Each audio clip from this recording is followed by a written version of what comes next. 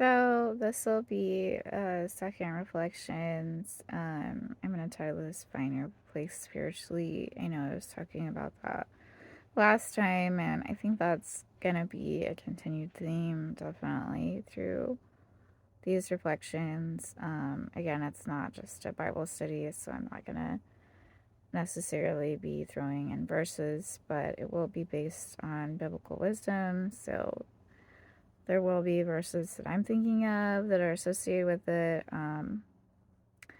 But anyway, I this one is about finding your place spiritually with those that have wronged you, and I kind of was talking about that last time.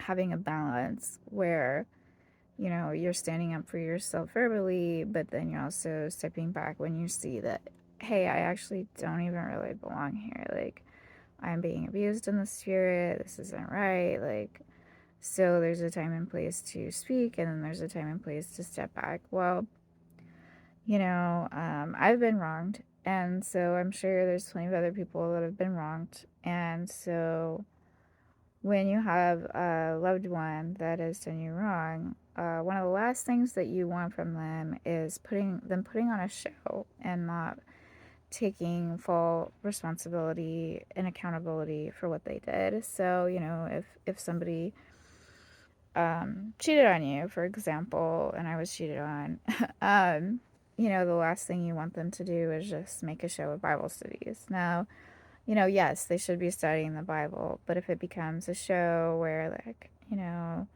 they're like, oh, I don't actually have to take full accountability for what I did, then you're like, well, actually, you do. Because you don't want a show. Like, if they were living a show before and saying, hey, I would never do this to you, those other people are bad, I'm good, and they were just lying to you for like 3 years, the last thing you want is them saying, hey, look, I'm good now.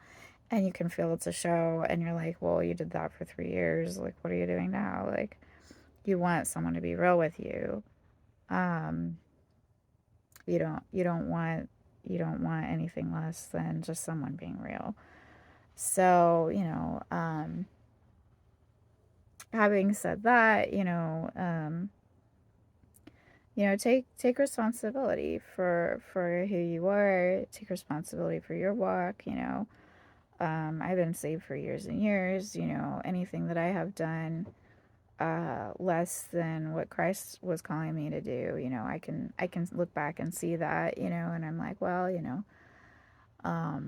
I'm not gonna put on a show for other people and say, hey, I am walking straight now. I am walking straight now, but it's not. The last thing I'd want to do is hurt someone more by my good, good showy works. Um, that maybe I need to have more of a heart to heart with. So that's something to notice and grow in as a Christian. If you've wronged somebody, don't pretend like you didn't. Don't put a cover over it. The only thing that deals with sin is the blood.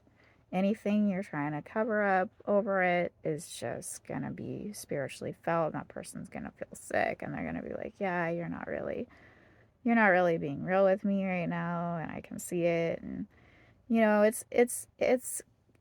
it's a temptation when you are saved to, I'm saved now, I'm good, I don't need to think about anything but this and this that I'm doing. Don't do that, though. You actually have to think about other people's hearts. Otherwise, you're just immature, you're just not healthy.